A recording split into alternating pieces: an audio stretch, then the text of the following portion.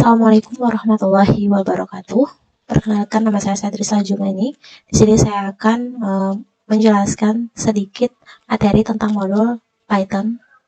Nah, di sini teman-teman sebelum membuat suatu program di aplikasi programan Python, teman-teman harus wajib menginstal terlebih dahulu aplikasi Python. Nah, di sini saya menginstal aplikasi Python dengan tipe 3.11.2 dengan yang 64 bit. Nah, pertama, teman-teman bisa install terlebih dahulu aplikasinya di Google atau di platform lain. Kemudian setelah selesai menginstal, teman-teman bisa double klik di aplikasi Python-nya, kemudian akan ada tampilan seperti ini. Nah, kemudian setelah ada tampilan seperti ini, teman-teman bisa mengklik Customize Installation. Nah, mengklik, kemudian nanti akan ada tampilan seperti ini, teman-teman. Nah, kemudian di sini teman-teman harus mencentang semuanya. Di optional features ini, harus mencentang semuanya, documentation, pip, dan lain sebagainya. Kemudian klik next. Kemudian setelah klik next, teman-teman di sini akan dihadapkan dengan beberapa pilihan di advanced option. Teman-teman bisa mencentang 3 diantaranya, yang ini, yang associate files with Python, kemudian create shortcut, dan add Python, kemudian install. Nah, teman-teman bisa melakukan proses penginstalan beberapa menit, kemudian setelah itu akan ada tampilan seperti ini. Teman-teman bisa mengklik close. Nah, setelah selesai, teman-teman bisa melakukan pencarian, mengecek apakah aplikasi tersebut sudah terinstall di Windows, teman-teman. Step selanjutnya, teman-teman bisa copy alamat dari aplikasi Python-nya di directory, kemudian buka sistem INF, kemudian buka sistem INF, yaitu environment variable, kemudian men-setting path-nya. Nah, kemudian men-setting path-nya, kemudian setelah ada tampilan seperti ini, teman-teman bisa klik path, kemudian OK. Kan sebelumnya teman-teman sudah mengcopy alamat dari Python-nya tadi. Kemudian setelah mengklik OK, teman-teman mempaste di sini, mempaste alamat tadi di bagian sini dan mengklik OK. Kemudian itu aja step dari instalasi Python ini. Nah, nanti teman-teman bisa membuka aplikasi Python-nya menggunakan Visual Studio Code dan platform lainnya sesuai dengan teman-teman bisa.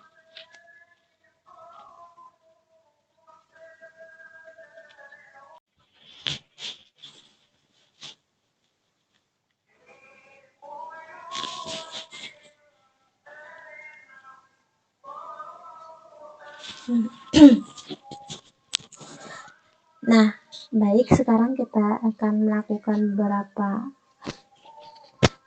Nah, baik, untuk modul selanjutnya di sini kita akan coba untuk membuat program sederhana. Nah, yang pertama itu membuat baris dan indentasi. Nah, di aplikasi Python ini atau di bahasa pemrograman Python, Python tidak menggunakan tanda dalam kurung sintaks seperti ini ya, untuk menandai blok atau grup kodenya. Nah, blok kode di Python menggunakan tanda indentasi atau spasi. Jumlah spasi untuk setiap baris yang ada dalam satu kolom atau kode itu harus sama. Nah, untuk contohnya seperti ini. Jadi teman-teman kalau misalkan memprint satu perintah, misalkan di sini contoh baris dan print indentasi, maka harus menggunakan spasi atau dalam kurung, maksudnya harus menggunakan tanda seperti ini sebagai penanda. Kemudian selanjutnya ada yang namanya pernyataan multibaris. Nah, jadi pernyataan multibaris di Python ini untuk sebuah statement di akhirnya adalah karakter baru atau while line. Nah, kita dapat membuat statement tersendiri dari beberapa baris yang kita pakai menggunakan tanda backslash. Nah, contohnya seperti apa? Seperti ini. Nah, Di sini kita pertama variabelnya itu angka 1 sama dengan 7. Jadi variabel angka 1 itu nilainya 7. Kemudian kita memprint A sama dengan angka 1 plus 8 plus slash. Nah, kemudian kita print 6 ditambah slash. Kemudian 3, maka hasilnya 24. Karena di sini angka 1 sama dengan 7, 7 ditambah 8 ditambah slash. 6 ditambah slash sama dengan 3, maka hasilnya 24.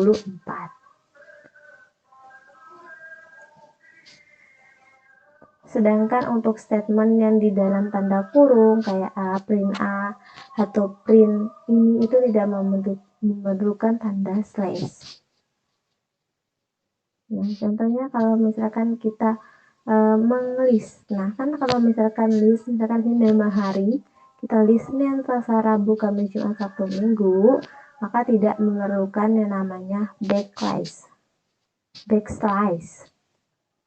Nah, tanda kutip di Python menggunakan tanda kutip tunggal namanya, atau bisa juga menggunakan tanda kutip ganda maupun triple kutip untuk menandai bahwa itu adalah data atau variabel dengan tipe data string.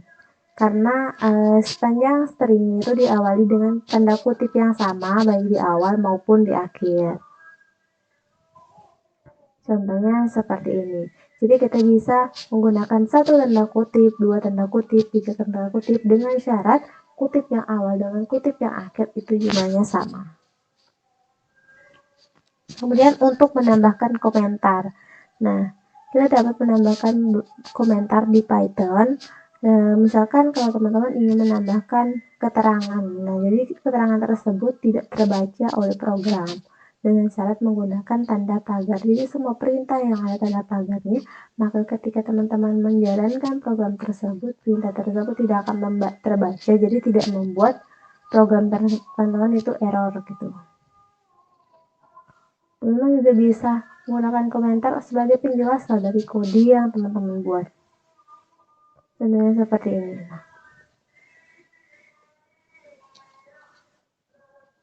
Kita juga bisa membuat dua pernyataan dalam satu baris kode. Jadi contohnya seperti ini. Misalkan kita mau memprint titik aja. Jadi teman-teman bisa langsung memprint dua perintah dengan menggunakan tanda titik koma seperti ini, dan kemudian teman-teman bisa jalankan. Kemudian di sini ada variabel. Seperti kita tahu, variabel adalah sebuah lokasi di memori yang digunakan untuk menyimpan nilai pada setiap jadi setiap kita membuat sebuah variabel, istilahnya kita memesan lah di dalam situ tempat di dalam memori. Tempat tersebut bisa diisi dengan objek-objek, misalkan baik itu bilangan dengan tipe integer, pecahan, karakter, dan lain sebagainya. Selanjutnya memberi nilai di variabel. Dan di Python itu kita tidak perlu mendeklarasikan secara ekstensif deklarasi atau pemberian variabel secara otomatis saat kita memberi atau menugaskan satu nilai ke variabel. Tanda sama dengan digunakan untuk memberikan nilai ke variabel.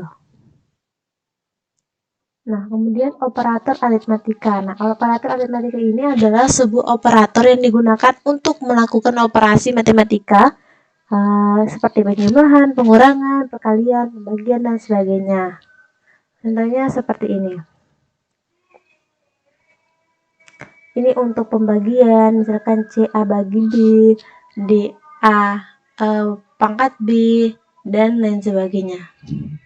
Nah, selanjutnya kita masuk ke perbandingan. Jadi di sini ada operator perbandingan. Kita bisa bilang operator perbandingan ini adalah sebuah operator yang digunakan untuk membandingkan dua buah nilai. Nah, hasil perbandingannya itu bisa berupa true ataupun false tergantung kondisional.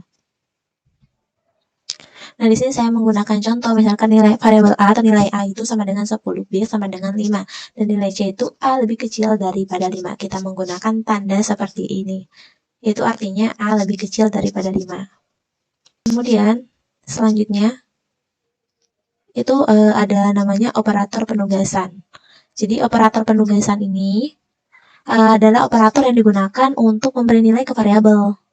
Nah, biasanya kita menggunakan contohnya itu sama dengan contoh satu itu A sama dengan 2. Sama dengan ini digunakan untuk menugaskan nilai yang ada di kanan operan yang ada di sebelah kiri.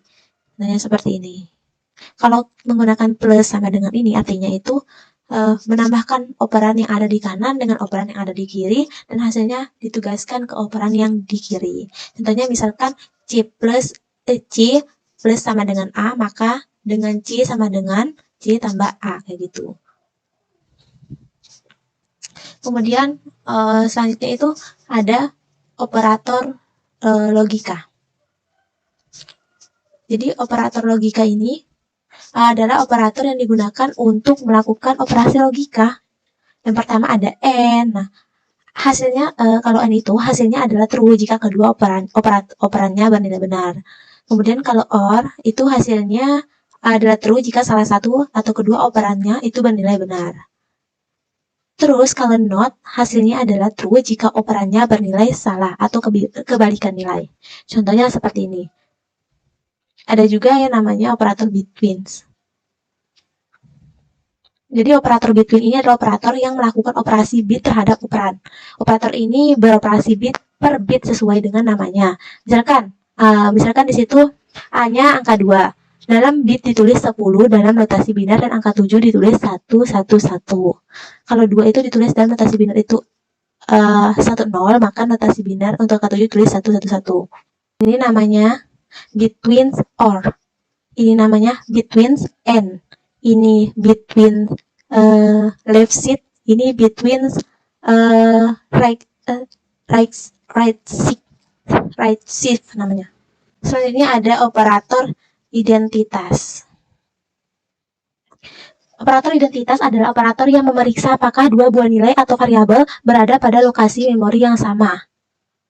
Ini operator identitas is true jika kedua perintah atau X dan Y-nya itu identik atau menunjukkan ke objek yang sama. Nah, sedangkan is not jika X dan Y-nya itu tidak merujuk ke objek yang sama atau X is not true. Selanjutnya ada operator keanggotaan. Nah, operator keanggotaan ini adalah operator yang digunakan untuk memeriksa apakah suatu nilai atau variabel merupakan anggota atau ditemukan di dalam suatu string, list, tuple, set, dan directory. Contohnya seperti ini. Misalkan print hari di in kata, print siang in kata. Artinya print hari jika nilai variabel ditemukan di dalam kata. Ini juga not. Kalau not artinya print belajar true jika nilai atau variabel tidak ada di dalam kata. Adapun sama aja contoh operator keanggotaan 2. Selanjutnya kita akan membahas tentang modul selanjutnya. Nah, baik, untuk materi Python selanjutnya kita akan membahas mengenai input dan output. Nah, sebelumnya output itu adalah sebuah fungsi bawaan untuk melakukan operasi.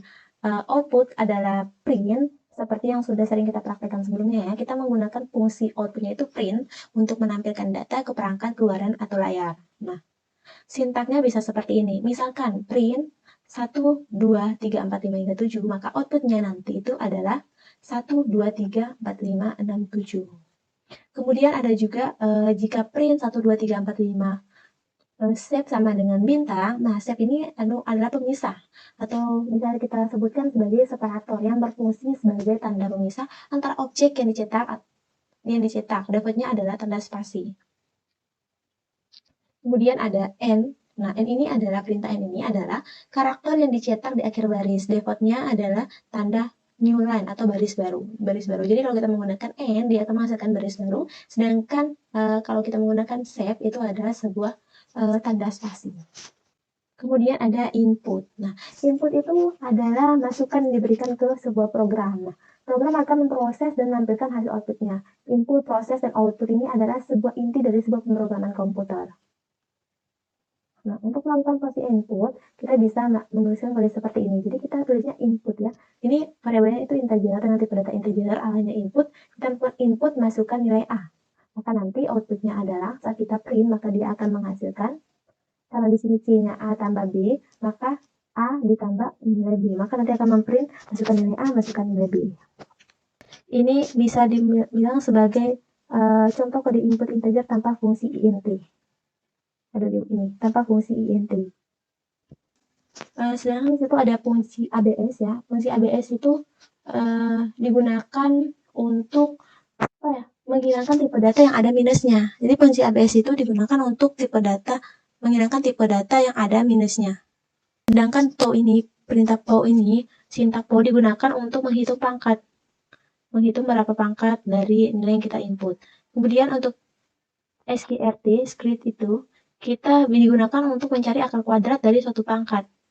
Kita bisa menggunakan import math, cmath.sqrt, maka kita mencari pangkat dari kuadrat dari pangkat 36 ini. Nah, selanjutnya itu ada namanya operasi string. Yang pertama itu kita menggunakan len. Nah, len ini berfungsi untuk mengembalikan panjang jumlah anggota dari suatu objek. Misalkan contohnya string 1 hello Python. Kita bisa mengembalikan jumlah anggota dari objek ini. Kemudian selanjutnya mencari posisi suatu nilai.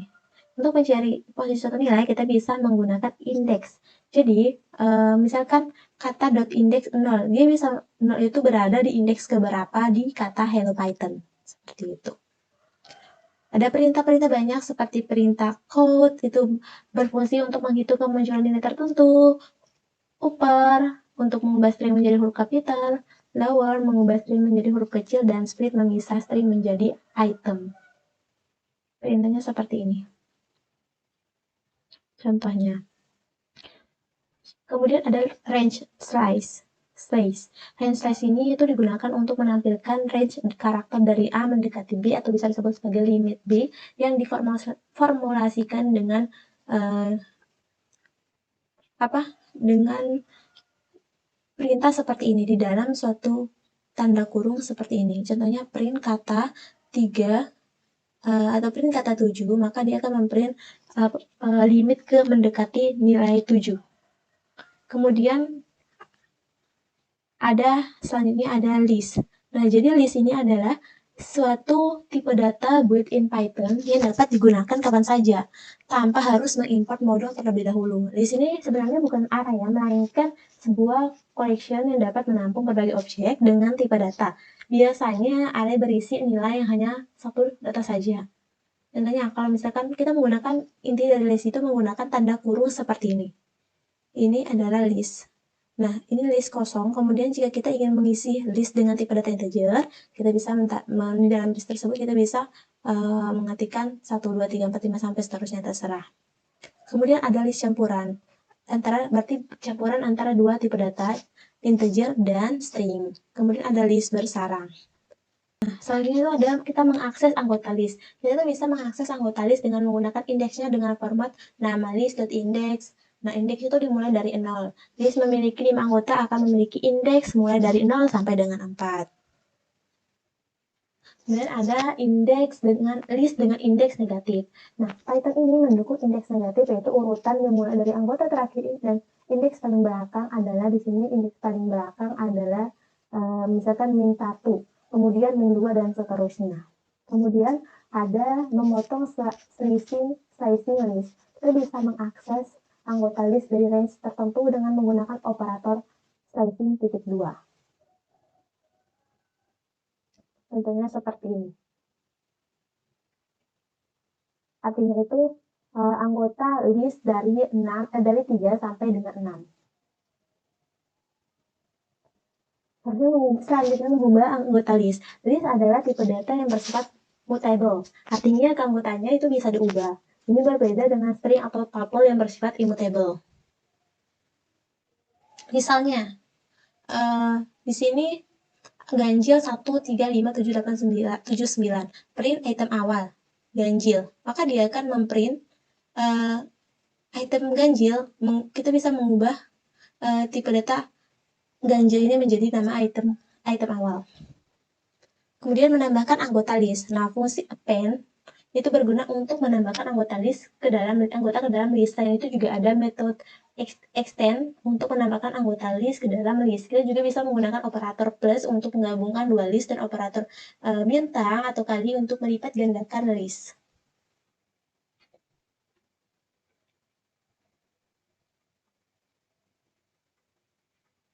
Selanjutnya ada menyisipkan anggota list. Nah, kita menggunakan fungsi insert. Nah, fungsi insert ini sendiri itu berfungsi untuk menyisipkan anggota list pada indeks tertentu. Misalkan ganjil.index 2,9, maka nanti outputnya dia itu akan menampilkan angka 2 dan juga angka 9.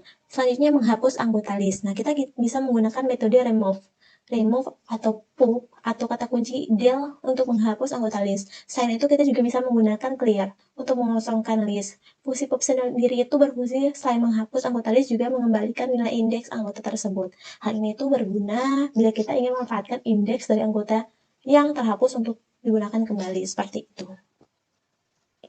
Bisa menggunakan remove. Artinya kita menghapus P. Seharusnya selanjutnya itu ada mengurutkan anggota list. Jadi, pada saat kita perlu mengurutkan atau menyortir anggota list, kita bisa menggunakan metode sort untuk membalik dengan urutan sebaliknya. Bisa dengan menggunakan argumen reverse sama dengan true. Contohnya seperti ini. Mungkin itu saja pembahasan untuk modul kali ini. Untuk materi selanjutnya akan kita bahas di modul selanjutnya. Bye-bye.